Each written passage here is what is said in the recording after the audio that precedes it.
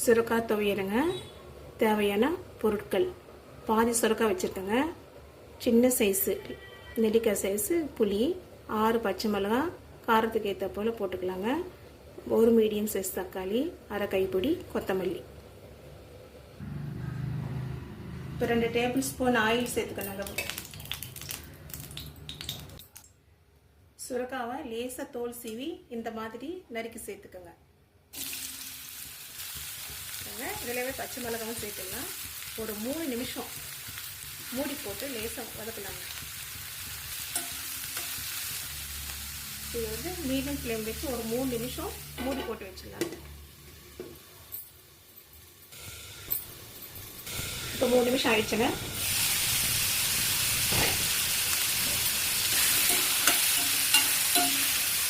இப்போ தக்காளி சேர்த்துக்கலாங்க.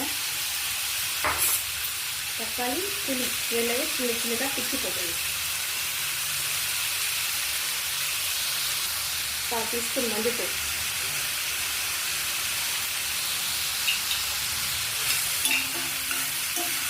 2 நிமிஷம் வதக்கலாம். தக்காளி வதங்குற வரைக்கும் வதங்கணும். இப்போ தக்காளி வதங்கிடுச்சுங்க.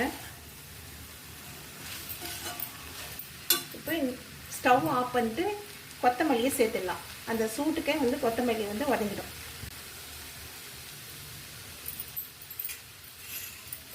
கொத்தமல்லி சேர்த்து கொஞ்சம் வதக்கி விட்டுடலாம். அப்போ நம்ம இதை ஆறிடுச்சுங்க. இது மிக்சியில் சேர்த்து இப்போ தேவையான அளவு உப்பு சேர்த்து தண்ணி சேர்க்காம அரைக்கணுங்க.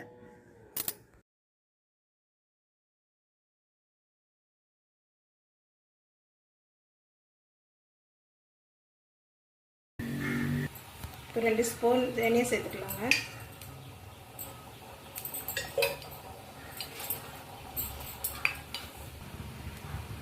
ஒரு ஸ்பூன் கடுகு சேர்த்துக்கலாங்க.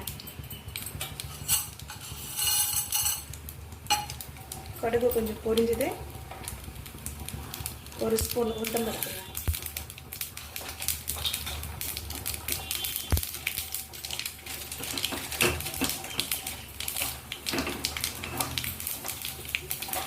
ஒரு 3 காஞ்ச மிளகாய் 2 கிள்ளி போட்டுக்கலாம்.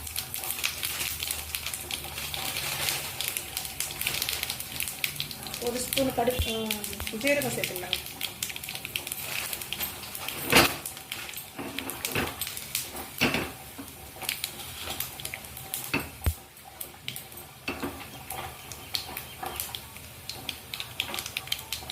கருவேப்பிலை சேர்த்துக்கலாம்.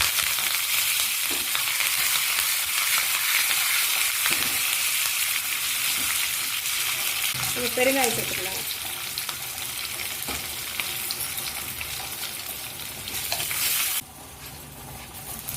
தாளிச்சு இதில் போட்டுடலாம்.